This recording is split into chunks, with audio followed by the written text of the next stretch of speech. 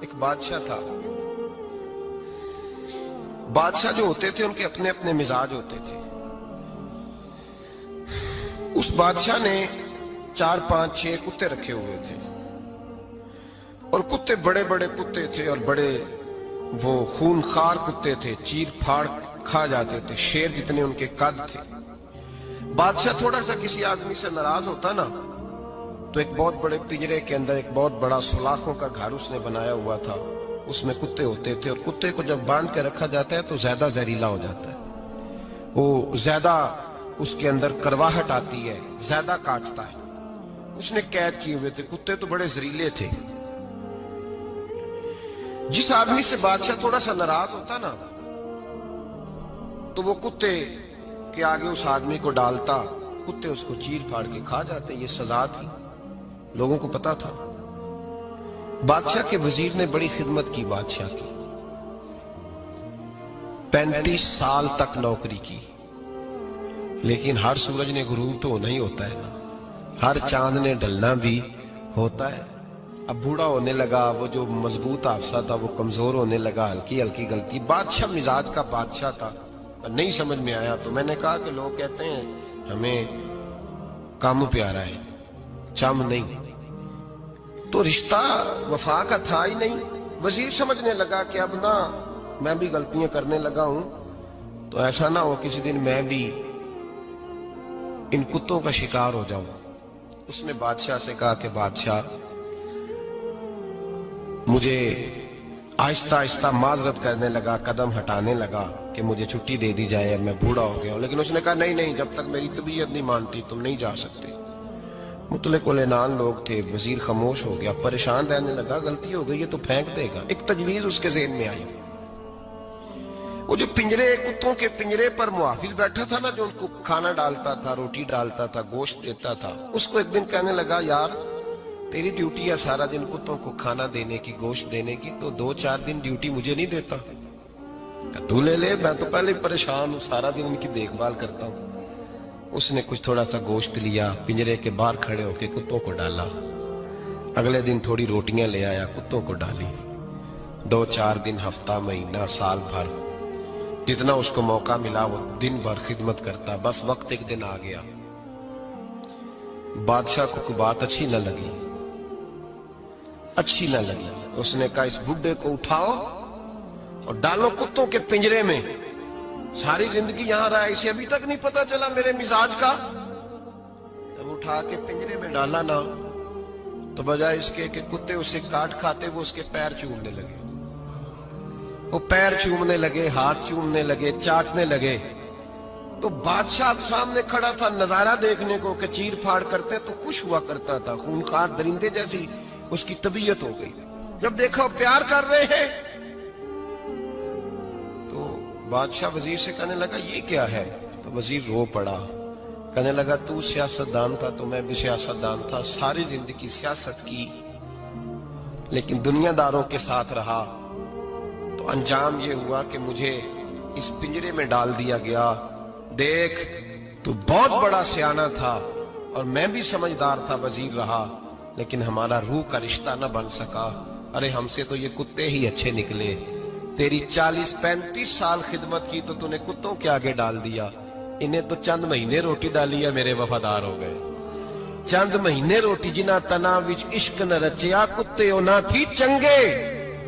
جنہ تنا وچ عشق نہ رچیا کتے او نہ تھی چنگے. مالک دے کر راکھی کر دے سابر بھکھے ننگے. اور بابا بلے شاہ صاحب فرماتے ہیں تو راتی جاگے تے شیخ صدا میں, راتی جاگ دے کتے تے تیتھوں اتے مالک دا در مول نہ چھڑ دے. پاویں مارو 100 جتے تے تیتھوں اتے رکھا سکھا کھا. دنے جار رکھاں وچ ستے تیتھوں اتے ایک برکی دا قدر پچھانن.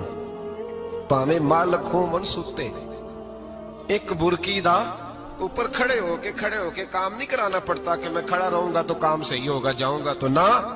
ایک برکی دا قدر پچھانن پاویں مالک ہون ستے. پھر اپنے آپ کو مخاطب کیا, کہنے لگے اٹھ بلیا, چل یار منا لے نہیں تے بازی لے گئے. मुल्ला रूमी कहते हैं कि चिड़िया और चिड़ा मुज़क्कर मुअन्नस दोनों इकट्ठे बैठे थे। तो एक बंदा आ गया सूफी, मेरी तरह पगड़ी शकड़ी बांधी हुई, जुब्बे कुब्बे में लगा हुआ। ये जितने फितने आज आपको नजर आ रहे हैं ना, ये जुब्बों के पीछे निकलते हैं सारे।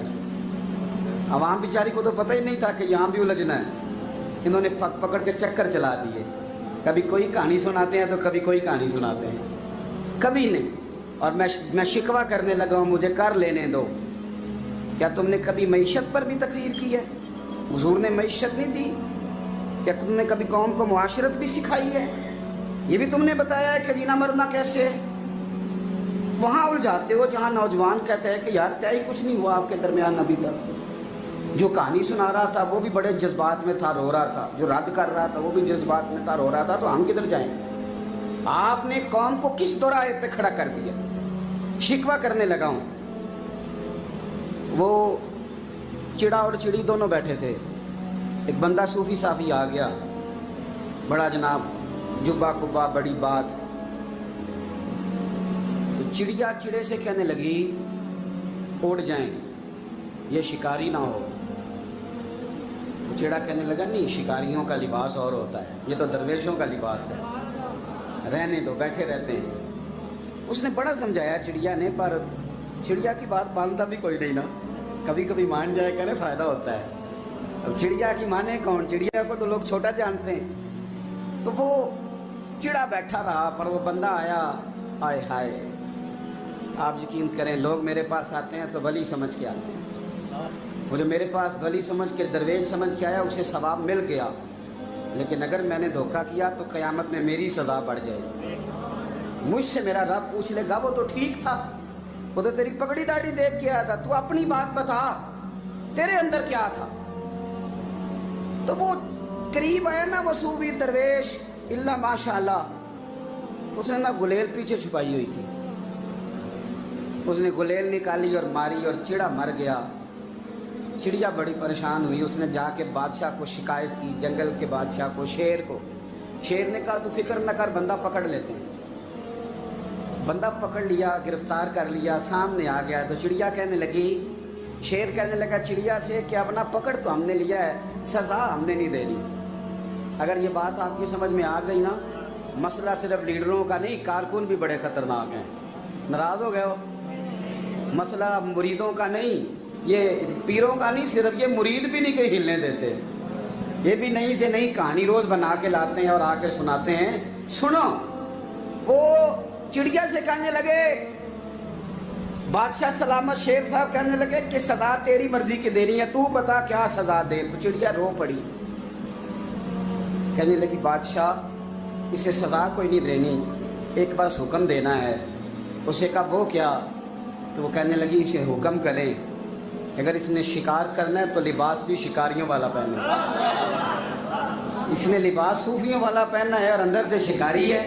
बस इसे हुक्म करते हैं कि इसने शिकार करना है तो लिबास भी। अल्लाह करे आपकी समझ में बात आए। और सियासतदान, तूने लिबास पहन लिया है खिदमतकार है, तू शिकारी।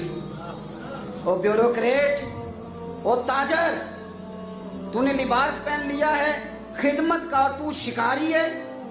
ओ बहुत बड़ी जगह पे बैठे हुए अफसर, तूने लिबास पहन लिया है एक बहुत बड़े अफसर का, एक महकमे को संभालने का, और अंदर से तू रिश्वत खाता है, शिकारी है। और दरवेश साहब, मौलवी साहब, और बड़े काम में लूटने के लिए दरवेश बन के तो ना लूट। आपकी तबीयत के अंदर दौलत से बेजारी, हजरत अबू दरदा, हजरत अबू मूसा अशरी, हजरत अबू हुरैरा रदी अल्लाह तआला अन्हु, ये समझ ले उनके क्लास फेलो थे, उनके साथ पढ़ा था इन्होंने। हजरत अबू ज़र गिफारी इन पर भी जलाल करते। आप यकीन करें कि तबीयत ना ऐसे कैफ में आ गई इनको पढ़ के। इनको पढ़ा जब कुछ दिनों से, तो कुछ अनोखा, ये अनोखी वजह है, सारे जमाने से निराले हैं ये बंदे। कौन सी बस्ती के यार अब रहने वाले, ये किस तरह के लोग हैं, क्या सोच है। हजरत अबू दरदा रदी अल्लाह तआला अन्हु के घर के करीब से गुजरे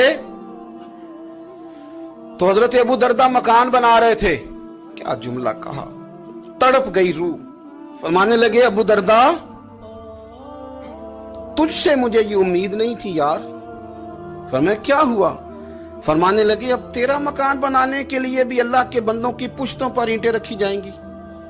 تیرا مکان بنانے کے لیے رب کے بندوں کی پشتوں پر اینٹیں تیرے لیے. حضرت ابو درداء نے گردن جھکا لی. فرمایا یار جہاں تو ہے نا تو بالکل ہی ٹھیک کہتا ہے. کیوں؟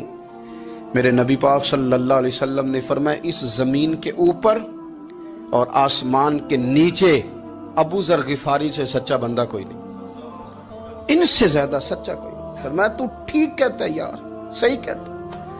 حضرت ابو موسیٰ اشعری رضی اللہ تعالیٰ عنہ کو گورنر بنا دیا گیا عراق کا. اب حضرت ابو موسیٰ اشعری صحابہ میں ایک بڑے جلیل القدر صحابی ہیں, اور ان کی عظمتیں, رفعتیں, بلندیاں کیا کہنا, بڑی گہری دوستی تھی. لیکن جب وہ گورنر بن گئے نا تو آپ نے فرمایا بس بھئی اب تو نے عہدہ لے لیا ہے, یہ بندے کو ٹھیک نہیں رہنے دیتی چیزیں, اب تو عہدے میں چلا گیا. بڑی مدت کے بعد ملاقات ہوئی حضرت ابو موسیٰ اشعری کے ساتھ. وہ دوڑ کے آئے حضرت ابو ذر غفاری کے گلے ملنے, میرا بھائی میرا بھائی. فرمایا پیچھے ہٹ جا, میں نہیں تیرا بھائی, تو گورنر ہے, میں غریب آدمی ہوں, اپنا کام کر. پھر دوڑ کے آئے. فرمایا ابو ذر تو میرا بھائی ہے یار, اکٹھے پڑھتے تھے حضور. فرمایا نہیں جا, تو نہیں میرا. پھر آئے. جانتے تھے نا یہ سچا بندہ ہے, یہ سچا بندہ ہے, یہ تقریروں والا نہیں, صرف وعظوں والا نہیں, اس کے اندر بھی بڑی سچائیاں ہیں. قریب آئے, آ کے کہا یار تو میرا بھائی ہے, میرے سینے لاگ. فرمانے لگے تو تیسری بار آیا ہے, مومن ہے, میں منہ نہیں موڑ سکتا, پر پہلے مجھے بتا گورنر بننے کے بعد تو نے مکان کتنے بنائے, باغ کتنے لگائے, چکیاں کتنی لگائیں, کتنے تو نے چیزیں بنائی ہیں, پہلے بتا. تو ابو موسیٰ اشعری نے ان کا ہاتھ پکڑا, رونے لگے. کہنے لگے جس محبوب سے تو نے تربیت لی ہے میں بھی انہی کا نوکر ہوں, جن کپڑوں میں میں عراق گیا تھا میرے آج بھی وہی ہیں. یار کیا بات کرتا ہے تو, میرے وہی ہیں. مجھے بتا اگر یہ عہدے خدمت کے ہم نہیں لیں گے تو پھر کیا ظالموں کو دیں گے, غیروں کو دیں گے؟ نہ کر, کچھ نہیں بنایا. حضرت سیدنا ابو موسیٰ اشعری رضی اللہ تعالیٰ عنہ روئے, اور جب کہا نا کوئی شے نہیں میرے پاس, تو فرمایا اچھا چل آ جا, پھر سینے لگ جا, تو واقعی میرا بھائی ہے. پھر حضرت ابو ذر غفاری نے محبت فرمائی. وہ درویشی, وہ فقیری, وہ سادگی, وہ نورانیت, وہ دل کے ساتھ اندر. ہمارے تو بہت سارے لوگ ہیں جو کہتے ہو کہاں لے جانا ہے مال, کیا ضرورت ہے مال کی, ہر وقت مال کی مخالفت کرتے ہیں, لیکن دل ان کا کہتا ہے کہ آئے صحیح, کسی طریقے سے پہنچے صحیح. حضور نے فرمایا بعض لوگوں کی زبانیں شہد سے زیادہ میٹھی, دل بھیڑیے سے زیادہ خطرناک. اوپر سے کہہ کچھ رہے ہیں, اندر حالات کچھ اور ہیں. لیکن حضرت ابو ذر غفاری رضی اللہ تعالیٰ عنہ دوری دولت سے, آپ فرماتے کیوں ہیں لوگوں کے پاس مال, کس لیے اتنا مال جمع کیا ہے؟